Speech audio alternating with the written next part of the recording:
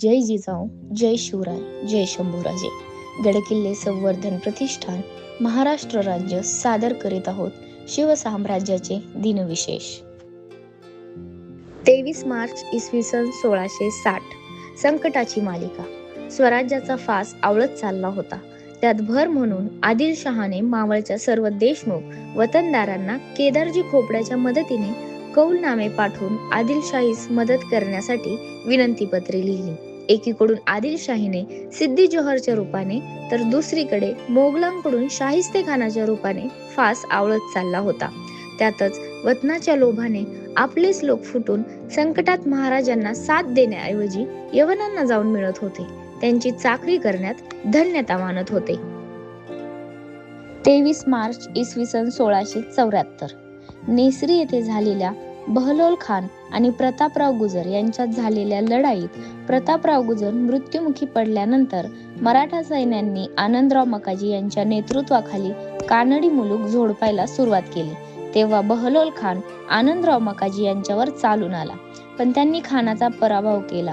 त्यानंतर दिलेर खान व बहलोल खान आनंदराव मकाजी यांच्यावरती संयुक्तपणे चालून गेले, पण मराठ्यांनी 45 कोसांची दौड करून यांच्या संयुक्त फौजांना फार मागे टाकले.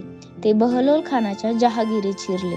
बंकापूर, संपगाव वगैरे लुटून 3000 बैलांवरती ही लूट लादून आनंदराव मकाजी मागे फिरले. मराठ्यांनी बंकापूर आणि संपगाव या आदिलशाही सरदार बहलोल खानाच्या मुलखात धुमाकूळ घातल्याची इतिहासात नोंद असलेली तारीख आहे 22 किंवा 23 मार्च 1674. 23 मार्च इसवी सन 1690. बाजी सर्जेराव जयधेंना रामचंद्रपंत अमात्यांनी लिहिलेले पत्र अत्यंत वाचनीय आहे. कदाचित सर्जेरावांना औरंगजेबाने आपल्याकडे बोलावले असेल, पण त्यांना आपल्या कर्तव्याची जाणीव करून देत त्यांच्या ताकदीचे महत्त्व पटवून देताना रामचंद्रपंत म्हणतात, तुम्ही आपली खातरनिशा राखून स्वामींच्या पायाशी एकनिष्ठता धरून स्वामी कार्य साध्य होय ते गोष्ट करणे. गनिमाचा हिसाब काय आहे? तुम्ही लोक जेव्हा मनावरी धरिता तेव्हा गनिम तो काय आहे? गनिमसा तुम्ही लौकिक केला आहे. या राज्याची पोटतिडीक धरता तेव्हा औरंगजेबाचा हिसाब धरीत नाही. ऐसे बरे समजून लिहिल्याप्रमाणे वर्तणूक करणे. थोरल्या छत्रपती शिवाजी महाराजांची शिकवणच जणू रामचंद्र पंतांच्या शब्दांतून दिसून येते. 23 मार्च इसवी सन 1716. करवीरचे छत्रपती संभाजी महाराज आणि पोर्तुगीज यांच्यात तह. या तहाच्या वाटाघाटी करण्यासाठी करवीरच्या छत्रपतींचा हरिपंत या नावाचा वकील गोव्यास गेला होता. हा तह 9 कलमी असून पहिल्याच कलमात म्हटले आहे की करवीरचे छत्रपती आणि कान्होजी आंग्रे यांच्यामध्ये जे युद्ध चालू आहे त्यात पोर्तुगीजांनी करवीरच्या छत्रपतींना कान्होजी आंग्रे यांच्या विरुद्ध मदत करावी. दुसऱ्या कलमाच्या शेवटी म्हटले आहे की गोव्याच्या वरिष्ठ कोर्टाचे न्यायाधीश दोमिगोंश योईरादू द ऑलिव्हेरा यांच्या गलबतावरील ज्या 10 तोफा सिंधुदुर्गच्या आरमाराने जप्त करून नेल्या त्या परत करण्यात याव्यात. 23 मार्च इसवी सन 1732. शाहू महाराजांचे अभयपत्र अभयसिंगाने मिळविल्यावर त्याने पिलाजीस तहाच्या वाटाघाटीस बोलावले. वरकरने सख्य दाखविले. एकमेकांचे वकील एकमेकांकडे जाऊ येऊ लागले. पिलाजी सुद्धा भेटीस निघाले असता डाकोरजवळ मारेकरी घालून पिलाजींचा खून करण्याचा प्रयत्न केला. मारेकरी तात्काळ पळून गेले. पिलाजींना उपचारासाठी बडोद्यास आणण्याचा प्रयत्न झाला, परंतु रस्त्यातच सावळी येथे त्यांचे देहावसान झाले. यामुळे पिलाजींचे पुत्रास चेव चढला. त्यांनी व दाभाड्यांनी मातोश्री उमाबाईसह अहमदाबादेवर चाल केली. अहमदाबादेस वेढा दिला तेव्हा अभयसिंगाने दमाजी गायकवाडास गुजरातची चौथाई व सरदेशमुखी देण्याचा करार लिहून दिला व अहमदाबादच्या खजिन्यातून 80,000 रोख मराठ्यास देण्याचे ठरविले. 23 मार्च इसवी सन 1750. पिलाजी गायकवाड प्रमाणे कंठाजी कदम हा अन्य मराठा सरदार सुद्धा गुजरातेत स्वतंत्रपणे मोहिमा करत असे. पिलाजी व कंठाजी या दोघांनी हमीद खान या मोगल सरदाराला त्याच्या प्रतिस्पर्ध्याविरुद्ध मदत करून त्याच्या बदली गुजरातेतून चौथ व सरदेशमुखी गोळा करण्याचे अधिकार मिळविले. 1727 मध्ये पिलाजी गायकवाडने डभई व बडोदा काबीज केले.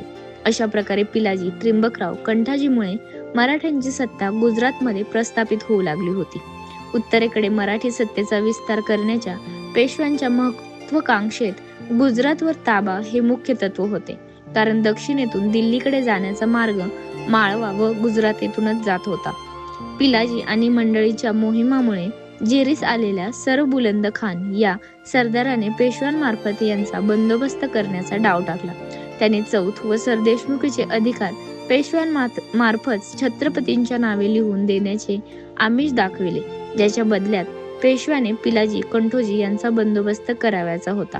छत्रपतींनी पेशव्यांच्या सांगण्यावरून गुजरातचा निम्मा मोकासा चिमाजी अप्पाच्या नावाने लिहून दिला व पिलाजी कंठाजीस तेथून चौथ वसूल न करण्याचे आदेश दिले. छत्रपतींच्या या आदेशामुळे दाभाडे, गायकवाड, कदमबांडे हे तिन्ही सरदार नाराज झाले. ते छत्रपतींचा आदेश मानण्यास तयार नव्हते. तसेच सातार दरबारात पेशवा विरोधी गटातील ज्येष्ठ मंडळीत सेनापती दाभाडे हे एक होते. त्यांनी पण गुजरातमध्ये पेशव्यांचा हस्तक्षेपास तीव्र विरोध केला. पेशव्यांचाही गुजरातेत पाय रोवण्याचा इरादा पक्का होता. त्याने चिमाजी अप्पाच्या नेतृत्वाखाली मोठे सैन्य गुजरातेत रवाना करून मोगल सुभेदारावर दडपण आणून 23 मार्च 1750 ला करार करून चौथ सरदेशमुखी वसुलीचे अधिकार अधिकृतरित्या मिळविले. 23 मार्च इसवी सन 1754. पेशवे 2 जानेवारी 1754 रोजी पुणे सोडून कर्नाटक स्वारीस निघाले. हरपनहल्ली, बागलकोट, होटल्ली, कुडादंगी, बिदनूर इत्यादी संस्थानिकांकडून तारीख 23 मार्च 1754 पर्यंत 3,06,000 एवढी खंडणी पेशव्यांनी वसूल केली. ज्यांनी खंडणी दिली त्या पाळेगारांना अभय देऊन पेशवे 4 जून 1754 रोजी पुण्यास परत आले.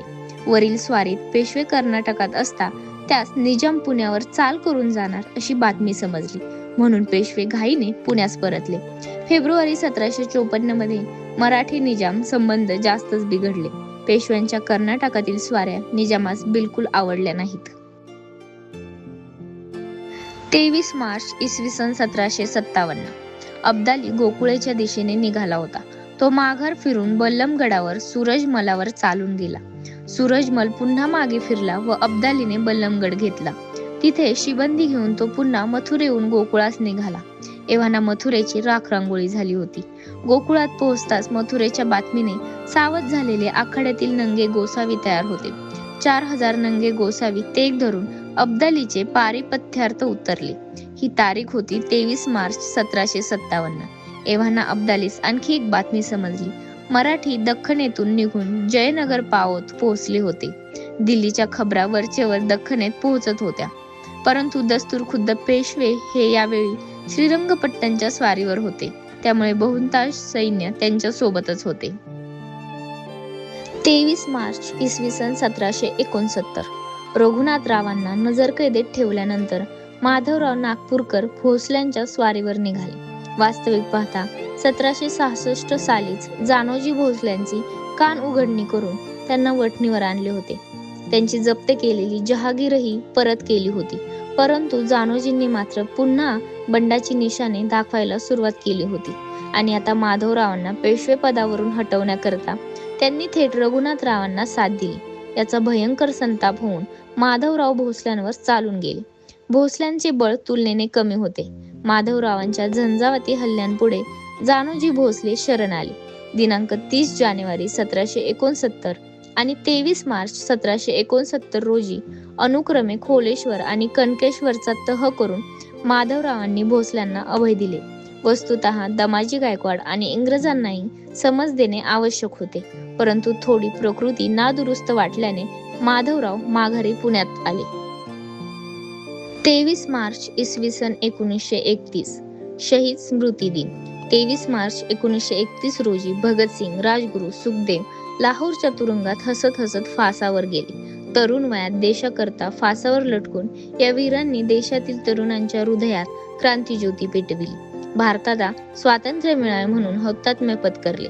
भगतसिंग, राजगुरू, सुखदेव या वीरांना विनम्र अभिवादन.